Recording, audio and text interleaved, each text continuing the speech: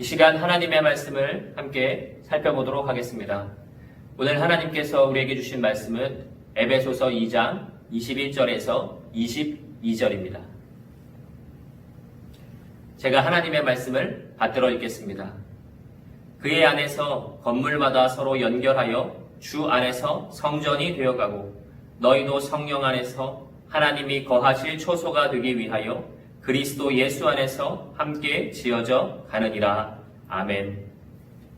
비록 코로나19로 인해 온라인으로 수련회를 진행하지만 그래도 수련회를 허락해 주신 하나님께 감사드립니다.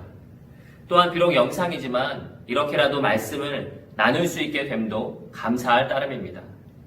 비록 어려운 중에 있지만 이 가운데서도 은혜 베푸시를 하나님을 기대하며 이 시간 짧게나마 말씀을 통해 함께 생각해보고 또 함께 은혜 나누고자 합니다. 하여 우리는 오늘 말씀을 통해 함께함에 대한 하나님의 말씀을 나누고자 합니다. 이와 더불어 함께함의 결과 부분에 대해서도 살펴보고자 하고 이를 위한 실제적인 방안이 무엇인가에 대해서도 함께 고민해보고자 합니다. 앞서 주일에 에베소서 2장 11절에서 19절을 나누었습니다. 기억할지는 잘 모르겠습니다만 에베소서가 말하는 인간의 본성이 있었습니다. 그것은 안타깝게도 욕심 덩어리였죠. 사실 제가 좋게 말해서 그렇지 실제로는 더 참담하게 기록되어 있었습니다. 에베소서 2장 11절 그리고 12절 사이에는요, 육체로는 이방인이고 할례받지 않은 무리였고 그리스도 밖의 사람, 이스라엘 밖의 사람, 언약에서는 외인, 세상에는 소망이 없고 하나님이 없는 자라고 규정하고 있습니다. 이러한 명칭 모두는요, 다 거리가 있다라는 의미를 가지고 있습니다. 그것이 사람이든 환경이든 사상이든 체계든 나아가 하나님이든 대상은 다를 수 있습니다만 서로 간의 거리가 멀다, 관계 또한 좋지 못하다라는 의미를 가지고 있는 게 바로 이 규정들입니다. 사실 성경의 규정 역시 좋게 말한 겁니다. 더 적나라하게 말하면 적대자이고요, 방해자입니다. 그렇기에 본성대로 살고자 하면 어느 부분에서도 어느 분야에 있어서도 회복과 나음과 긍정적인 결과를 기대할 수도 없고요, 이루어 낼 수도 없습니다. 아시죠? 대적하고요, 원수하고는요, 화목하게 지낼 수 없는 겁니다. 즉 자연적으로 다시 이전과 같이 평화롭게 지낼 가능성이 없는 겁니다. 평화롭게 지내려면 감정적으로 화해를 한다든지 아니면 물리적으로 계약을 맺는다든지 아니면 어느 한쪽이 전적으로 포기하거나 헌신해야만 평화롭게 지낼 수 있습니다. 그것이 아니라면 자연스럽게는 화해하기가, 화목하게 지내기가, 평안하게 지내기가 어렵다라는 이야기입니다. 자, 방법이 있다면 사고 이전부터, 갈등이 일어나기 이전부터 대적하지 말아야 되죠. 자연을 모두 파괴한 다음에 후회하지 말고 파괴 이전부터 보호해야 하는 것이죠. 하나님을 대적함으로 멸망 초래하지 말고 하나님과 화목하여 인격적인 관계를 유지해야 하는 것입니다.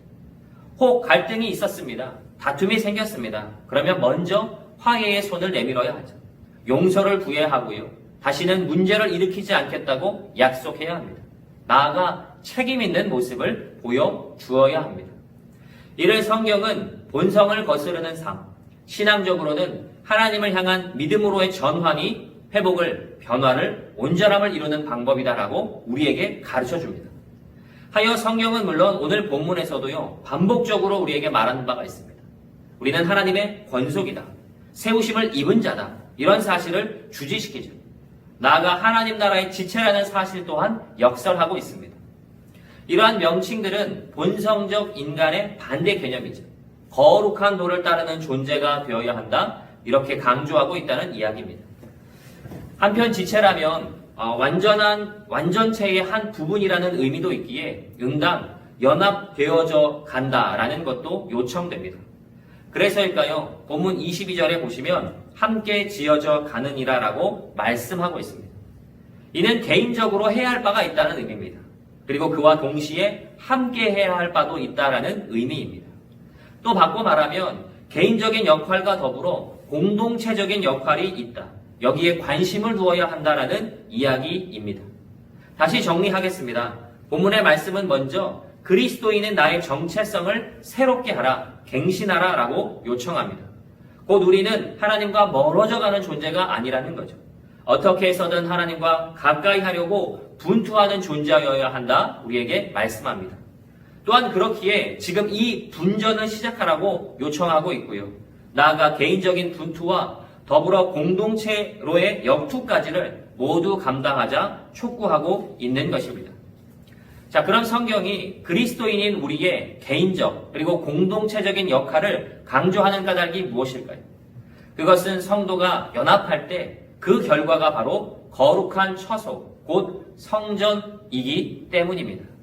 21절에서 22절에 공통적으로 되어 간다라고 말하는 것은요, 하나님이 거하실 처소, 곧 성전입니다. 우리가 되어가고자 노력해야 되는 것은 하나님이 거하시는 곳, 거룩한 곳, 성전이어야 한다라는 이야기죠.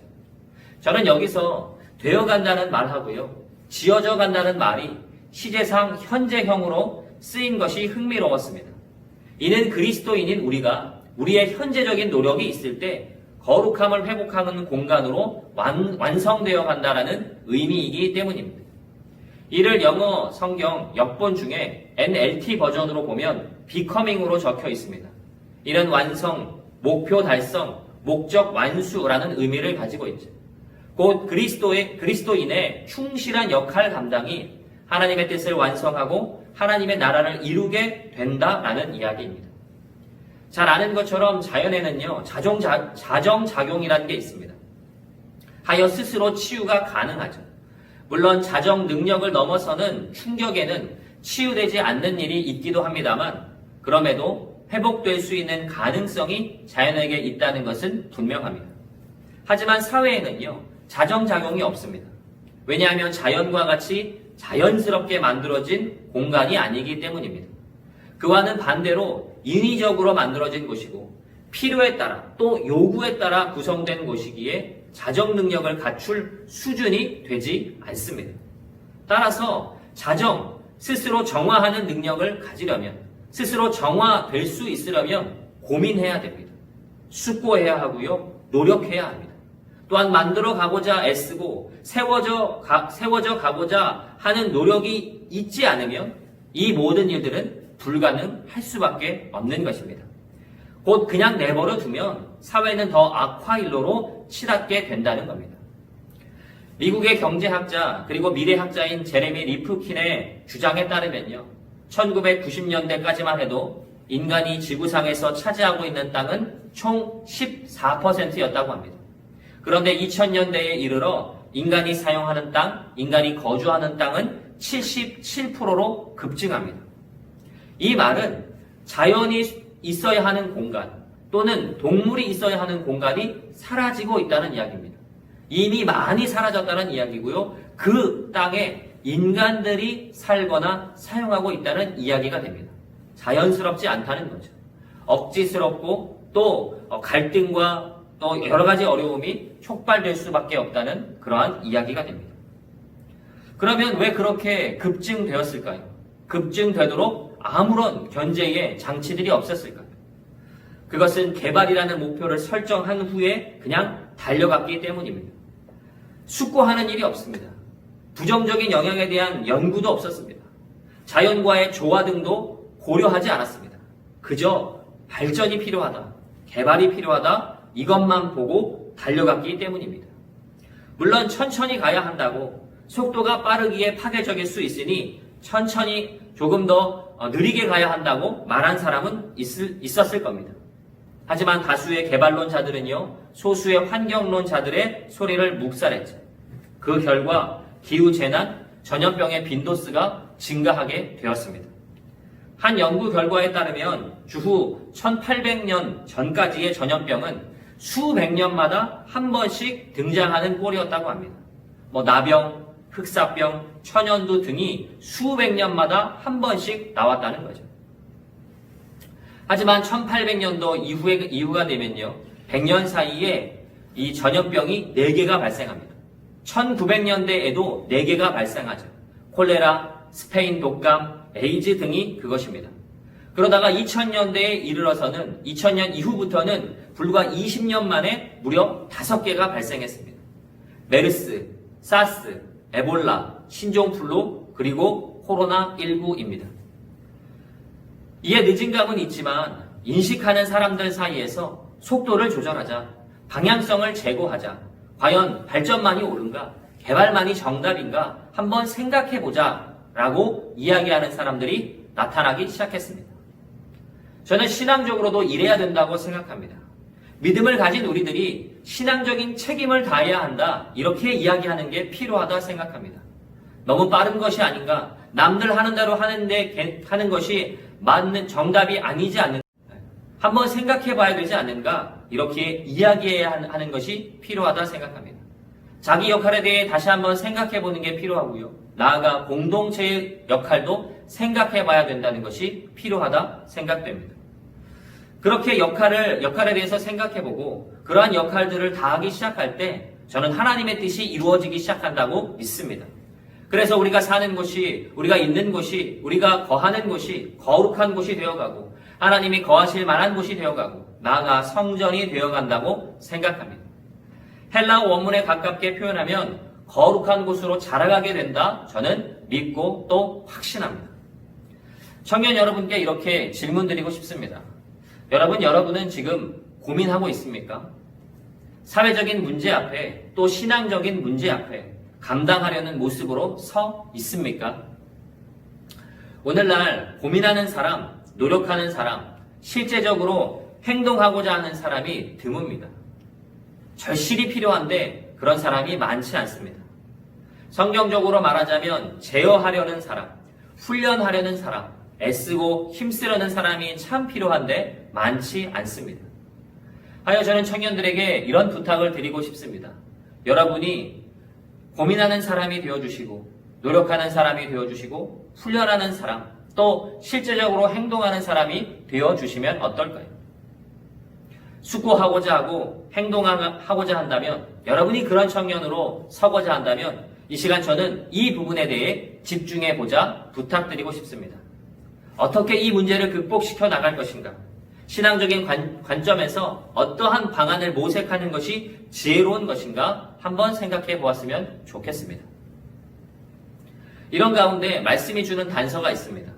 그것은 본문에서 반복되고 있는 또 하나의 문장의 힌트인데요. 앞서 우리는 되어간다, 지어져 간다, 이 문장이 반복되어 있다는 것을 살펴보았습니다. 이 외에 또 하나 반복되는 게 있습니다. 그것은 바로 주 안에서, 성령 안에서, 또 그리스도 예수 안에서가 그것입니다. 이는 방향성에 대해 가르쳐주는 말씀인데요. 어떻게 지어져 가야 하는가에 대하여 하나님의 말씀 안에서 지어져야 한다. 주님의 은혜 안에서 지어져야 한다. 그리고 성령의 지혜 안에서 지어져야 한다. 되어져 가야 한다라는 말씀입니다. 참고로 영어 성경의 역본 중에 NLT 버전은요, 뭐뭐 안에서를 뭐뭐를 통하여라고 번역했습니다. 이는 말씀과 지혜와 은혜를 기준으로 삼아 이 문제를 바라보고 이 문제를 극복해 보자라는 의미입니다. 구체적으로는 이렇게 적용할 수 있을 것 같습니다. 코로나19가 많은 것을 빼앗아 갔습니다만, 그러나 몇 가지 부분에 있어서는 방향성도 제시한 것 같습니다. 그 중에 한 가지는 교회 중심의 생활에 대한 적합성 부분일 것입니다. 코로나 이전에 가장 주요했던 믿음 생활의 현장은요, 대부분 교회였습니다. 곧 건물인 교회에 모이게 하여 여러 가지 과업들을 완수하게 하는 것이 온전한 믿음의 척도였다는 이야기입니다. 하여 잘 모이면, 또 잘 참여하면, 오랫도록 머물러 있으면 괜찮은 믿음, 괜찮은 신앙, 이런 평가를 받곤 했죠. 하지만 코로나로 인해 교회에 오기 힘든 상황을 맞게 되면서부터 이 견고했던 기준이 흔들리기 시작했습니다. 물론 처음에는 그럼에도 불구하고 무조건 와야 한다 주장했던 사람들이 많았습니다. 하지만 지금은 좀 달라진 것 같습니다. 이제는 교회 중심의 믿음 생활이 정답이 아닐 수 있음을 이야기하기 시작했습니다. 그보다는 자신이 있는 자리와 자신이 처한 그 처지에서 하나님과의 관계와 하나님과의 그 관계 수준에 집중하고자 하는, 신앙 중심의 생활에 더 비중을 두기 시작했습니다. 여러분 알고 있습니까? 성경은요, 건물이 교회이기에 건물에 모여야 하고 건물에서 활동해야 한다고 가르치지 않습니다. 오히려 한 사람이 교회고 그 사람 안에 역사하시는 하나님의 섭리에 귀를 기울이라고 촉구하고 있습니다. 고린도전서 3장 16절 말씀입니다. 너희는 너희가 하나님의 성전인 것과 하나님의 성령이 너희 안에 계시는 것을 알지 못하느냐. 본절은 건물이 아니라 너희가 하나님의 성전이라 말씀합니다. 또한 하나님의 영, 거룩의 영이 건물에 자리하고 있는 게 아니라 우리 심령에 자리하고 있다고 말씀하고 있습니다. 따라서 이제는 건물로서의 교회 중심이 아니라 진짜 교회인 내 마음이 하나님이 계시는 처소로 적합한가에 대해 더 신경 써야 될 때가 왔다라는 겁니다. 거기에 더 신경을 써야 하고요. 거기에 더 집중해야 하고요. 거기에 더 주목해야 한다라는 이야기입니다. 그렇다고 아예 모일 필요가 없다, 이런 이야기는 아닙니다. 대신 교회에서의 활동을 믿음의 전부로만 여겼던 생각을 전환하여 사회와 삶의 자리에서의 활동 역시 우리 믿음의 연장선상이요, 또 우리 신앙의 연속이다라고 하는 생각을 가질 필요가 있다는 겁니다. 또 한 가지는요, 우리가 어떠한 삶을 목표로 하며 살아가야 하는가도 생각해 보아야 합니다. 사실 건물 교회에서 머무는 시간은 그리 많지 않죠. 하루 중에도 그리 많지 않고요. 일주일로 따지면 더더욱 많지 않습니다. 오히려 건물 교회 밖, 이 세상에서 사는 시간들이 압도적으로 많습니다. 따라서 우리가 성도임을 입증하는 공간은요, 어쩌면 건물 교회가 아니라 세상일 겁니다. 그렇다면 이 세상에서 어떤 삶의 목표를 가져야 하는가, 어떻게 하나님의 뜻을 맞춰야 하는가, 그것을 더 생각해 보는 것이 필수적으로 요청되죠. 여러 번 이야기했습니다만 교회에서는요, 누구나 교인으로 불립니다.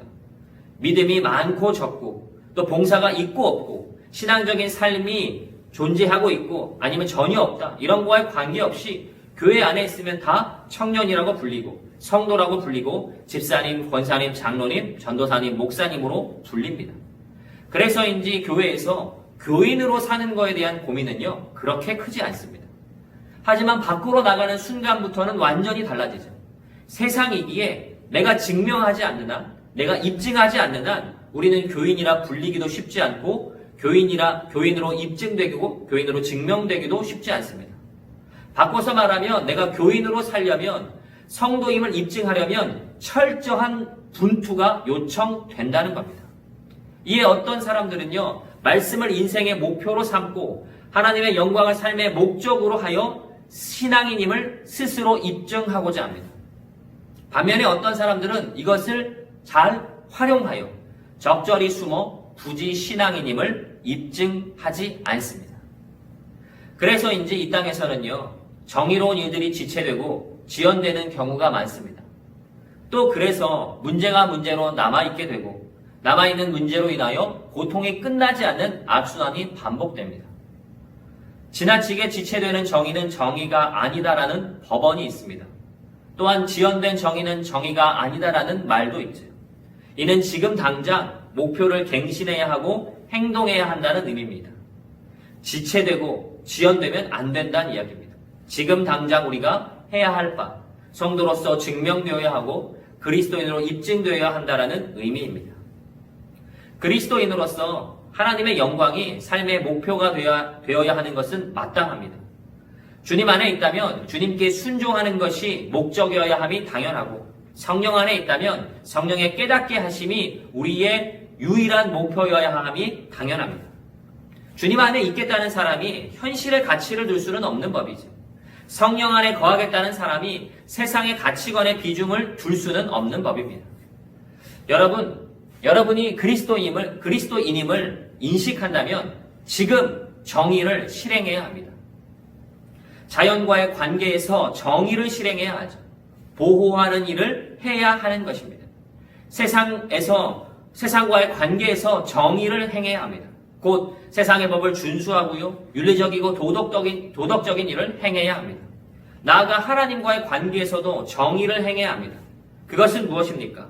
자기를 성찰하여 이 죄된 모습을 버리는 겁니다. 욕심을 버리고 탐욕을 버리는 겁니다. 그리고 말씀을 순종하며 이 청지기적인 사명을 감당해야 하는 것입니다.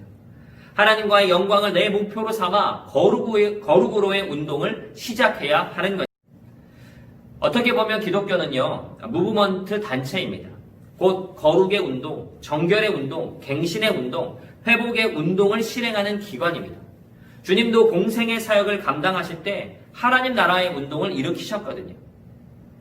따라서 우리도 이처럼 운동하는 사람이 되어야 하고요. 운동가, 활동가가 되어야 합니다. 운동을 멈추지 않는 우리, 활동을 멈추지 않는 우리가 되어야 한다라는 것입니다. 기독교가 로마의 핍박을 받던 규모상 소수 종교에 불과했을 때 당시 로마 전역에요. 2차례의 큰 역병이 유행한 적이 있습니다. 그때 보통 사람들은 질병에 걸린 사람들을 내쫓고 병에 퍼진 지역에서 도망치고 병에 걸린 사람을 죽도록 방치했습니다. 또 죽지 않았는데 내다버리는 일도 있었죠. 심지어는 죽은 시체를 아무렇게나 파묻는 일들도 있었습니다. 그런데 이와는 전혀 다른 방식으로 병을 대하고 병자를 대하고 사회적 책임을 다했던 이들이 있었습니다. 그들이 누구일까요? 바로 기독교인들이었습니다. 당시 기독교인들은요, 모든 병자들을 헌신적으로 돌보았습니다. 그들이 설사 이교도라고 해도 말입니다. 또한 역병을 병으로만 보지 않고 하나님께서 제공하신 시험으로 여기고 담대하게 맞섰습니다. 나아가 혹 이 병으로 인해 죽게 되었을 때면 평안과 기쁨으로 생을 마치고 하나님의 나라에 넉넉히 들어갈 것이라 확신했습니다. 이러한 위기에서 그리스도인이 해야 할 일들이 많은 것 같습니다. 또 활동할 영역도 다양할 것 같습니다. 위로가 필요하고 소망이 필요하고 은혜가 필요한 시점이기에 우리가 그 일을 감당하는 일들을 해야 할 것 같습니다. 그 놀라운 하나님의 역사를 보여주어야 할 것 같고요. 그러한 삶을 알려주는 활동가, 운동가가 되어야 할 것 같다 생각됩니다. 연구 결과에 의하면 이산화탄소 배출량을 감축하지 않으면 앞으로 7.5년 뒤에 7년하고도 5개월 또는 6개월 뒤에는 지구가 회복의 기회를 잃고 파괴의 일변도로 변하게 된다고 합니다. 바꿔 말하면 7.5년, 7년하고도 이 절반이 우리에게 남은 마지막 기회라는 이야기입니다. 감축을 위해서 운동하지 않고 이 세계적인 운동을 일으키지 않으면 7년 뒤에는 7, 8년 뒤에는 더 이상 돌이킬 수 없게 된다는 이야기입니다. 하여 활동을 시작해야 되고요. 운동을 시작해야 하죠. 신앙적으로 이와 마찬가지라고 생각합니다. 주님께서 언제 재림하실지 아무도 모르는 일입니다. 하지만 이를 기다리는 우리는요. 그때에 부끄러움이 없도록 거룩으로의 무브먼트, 이 운동을 시작해야 하고 지속해야 한다라고 생각합니다. 우리를 상관없는 자에서 관계 맺는 자, 곧 성도로 부르심은요. 성전 되어가게 하기 위함입니다. 곧 거룩한 처소 되도록 우리를 세우신 겁니다. 따라서 오늘 우리는요. 이것을 인식해야 합니다. 또 세워지도록 활동해야 합니다. 성전 되도록 움직여야 하는 겁니다. 코로나19로 인하여 어려움 중에 있습니다만 이 활동과 운동은 시작되어야 하고 멈추지 말아야 하고 끝까지 감당되어야 한다 생각됩니다. 지금도 일하시는 주님께서 우리를 위해 일하시리라 믿기에 이 운동이 시작되고 진행되고 끝까지 나아가야 한다 그렇게 생각됩니다. 우리가 그런 활동가, 여러분이 그런 활동가입니다. 하여 우리가 이 활동을 시작해야 합니다. 이를 기억하며 하나님과의 온전한 관계를 위한 운동을 시작하는 여러분, 이 땅의 정의를 확립하기 위한 활동을 감당하는 여러분 되시기를, 그리하여 성전과 거룩한 처소로 되어가기 위하여 애쓰고 힘쓰는 여러분 되시기를 주님의 이름으로 축복합니다. 짧지만 이 말씀이 우리에게 이런 울림이 되고 이런 결단이 되고 이러한 다짐이 되었으면 좋겠습니다. 영상이지만 이 말씀을 통해 또 온라인이지만 이런 수련회를 통하여 우리가 다시금 하나님 앞에 운동하는 사람, 활동하는 사람, 거룩으로 나아가려고 애쓰고 힘쓰는 사람으로 그렇게 세워지는 은혜가 넘치기를 간절히 소망합니다. 감사합니다.